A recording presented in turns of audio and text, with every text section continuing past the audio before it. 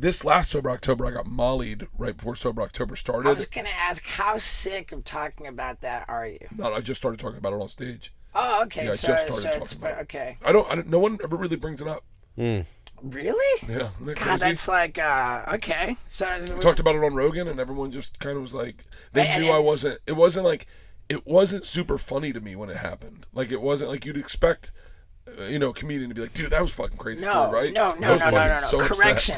Nobody in the fucking world would ever think that was funny. For those people listening who don't know, Bert had comedian Ari Shaffir over at his house. They were recording a podcast. Bert's kids were fucking home. He had to go to the airport shortly after the podcast that very same day.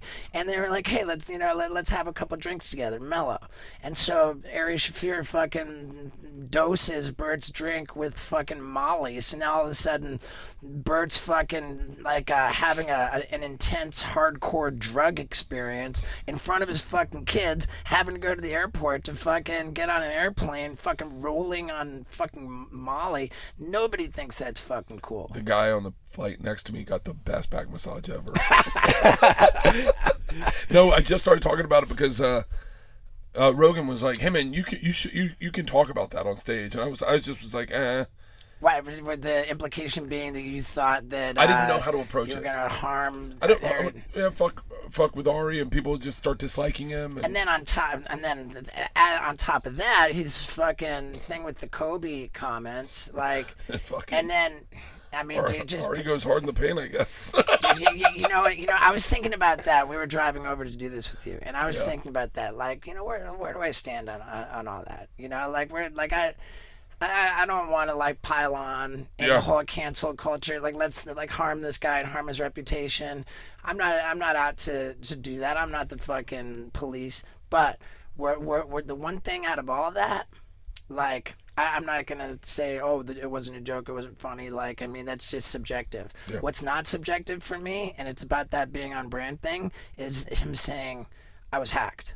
Oh, did he? No, I think he did, right? Yeah, but that was actually a joke. Oh, The joke was, it was such a horrible statement that he wrote. Oh, hey guys, I was hacked, and then, I'm definitely not gonna sit here and defend Ari, but I have in the past.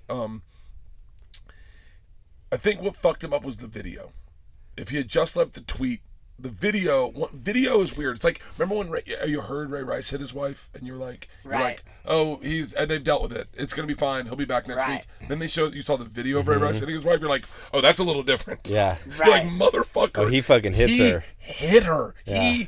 I've never been hit that hard in my fucking life.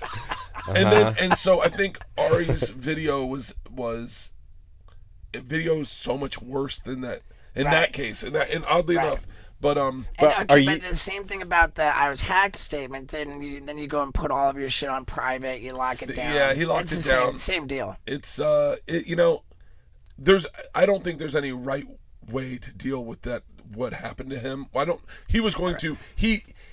It's such a shit show in all respects of I don't know what that kind of scrutiny is like, to have that many people tweeting death threats and doxing me. I don't know what protocol is. No one knows what protocol that is. So you're just making decisions flying by the seat of your pants, hoping they're right. And even the decisions that I offered him in that time, where I was like, this is what I think you should do, in retrospect, were wrong. And I say, well, I mean, maybe he thinks so. And so I know Tom and I talked about it, and we, said what we said on our podcast, and he was very upset by that. He was I listened to the whole thing. Yeah. What the fuck does he want? I don't know, man. I really, I think... I thought you were pretty objective, pretty fair. Yeah, both Tom and I thought so, too. But, also in that time when he's upset, he's also going through all this fear of his life and being assaulted. And so I'm sure he wasn't thinking clearly, during that time either. Right. But yeah, and then I didn't want to talk about the Molly stuff because it's right on the tails of this Kobe thing, and it's just I felt like I was piling on, and Joe's you can demolly you. You're allowed to talk about that on stage. What bothered me was when it was, I think it was right before Sober October that he dosed you, and it's you and it's Segura and it's Ari Shaffir, it's Rogan, all in the same fucking room, and the story comes out, I felt like. I mean, I was like pissed off for you in a way that just everyone was kind of like, maybe because he was in the room, maybe because it. But Well, I think it was. I mean, Joe and I talked after that, and he was like, "Hey, man, I don't think I mean, I'm not. I don't like speaking for Joe, and I don't like sharing private conversations. But I think I'm okay to say this." But he was like, "I don't think the weight of that hit me when you told me on the podcast. I don't think I understood how fucked up that was. I wanted the weight to hit more in that scenario, but I don't want to like. I know, but I think what happened was I had told Segura on the phone, and Segura said, "Well, that's fucked up," and the weight didn't hit him until that podcast. When he was on that podcast, he was like, "Yeah, man, you told me on the phone, and I didn't really understand it." And he goes, and I think that's what Joe was going through, is he heard it, but he didn't understand it. And then 2 days later, he was like, "Wait, that was really fucked up." And so it was a really, really weird situation, and it's a weird situation when you live your life out on podcasts out in the open like that. Yeah. Where you're like, you roll the dice. Am I gonna become a meme? You know, like, like what the fuck? Yeah, it was, dude. The thing that sucked about it is for all of Sober October, my serotonin levels were off, and so I was like going through hardcore depression and anxiety all Sober October. So I didn't even get to enjoy sobriety the way I had in the past. I felt at unease. Because you were rolling so hard or something? Because, you know, I think when you do Molly, I think I don't know, but I'm assuming it borrows good energy and floods your head with that. And then the next couple weeks, you got to rebuild that good energy. Like it takes from tomorrow. And so I had anxiety attacks throughout the entire month. Are you and Ari 100% now, or is it like 92? No, we're fine. How's he doing? I don't know. I haven't talked to him in a little while. He's not so good, I don't think. I haven't talked to him since he mollied me. I mean, I told him, I said, this definitely changes a lot of things. You're never allowed in my house again. My wife hates him to death. My kids fucking hate him. Like, they don't, and what sucks is Isla loved him. Isla and him connected on so many things. They're both weirdo brains, and Isla loved him, and then she saw me texting him. I was at my sister's house. She saw me texting him, and she goes, "Oh, why would you text him?" And I went, "Oh, baby, it's complicated." She goes, "It's not complicated." She goes, "Dad, he almost killed my dad." And I went, "Huh?" She goes, "How would you feel if I was texting someone who drugged me?" And I went, "Oh my God, I would not like it." And she went, grabbed my phone, and I went, "Oh fuck." I told Ari when he did it, I go, "You just fucked everything up, man. Like, you're never gonna be allowed in my house again." And that's what made me so upset. Is I go, and you know, I mean, we've talked on the phone, we've talked a couple times. I haven't really seen him. You know, when the Kobe stuff went down, I texted him a couple times. I called him that Monday, you know, and talked to him a little bit. But you know, it's complicated. But you know, I think that. If anything, I'm very capable of forgiving people. Maybe too capable. Right, good. He was scheduled to tape a new Netflix special, right? Did that just go away? Yeah, yeah. It went away. Well, he was paying for it himself. I don't know if Netflix had bought it yet, but he was paying for it for himself. And not to speak too out of school once again, but I think it was just a liability issue of the people working on there were a little nervous because there were death threats. But it sounded like the tickets were sold. People were still. I think he ended up doing the shows. The shows were awesome. You know, I don't think cancel culture. I think it only applies when you let it apply, I guess, because I don't think anything's really changing for him. He didn't have any tour dates. He was done his tour. You know, he's doing shows in New York. No one's approaching him. No one's seems to be. Right. I mean, I don't think he's going to be hosting America's Got Talent anytime soon. But he seems to be doing fine, and kind of oblivious to the, you know, he stayed offline, so he was really oblivious to the backlash. Like, he just stayed offline, and I was like, wow, I checked it out a couple times. Right. Good call. Did you see the Godfrey video? I saw Godfrey. Oh my God. Godfrey. That's like not a guy you ever see like that. No, I've never seen Godfrey like that. Godfrey was really upset. Brian Callen was really upset. Michael Rappaport. Rappaport was beyond upset. Right. Callen was pretty measured about it. Like, there was no Godfrey Callen was measured. Callen was measured on the podcast. Oh, gotcha. I talked to him the day before.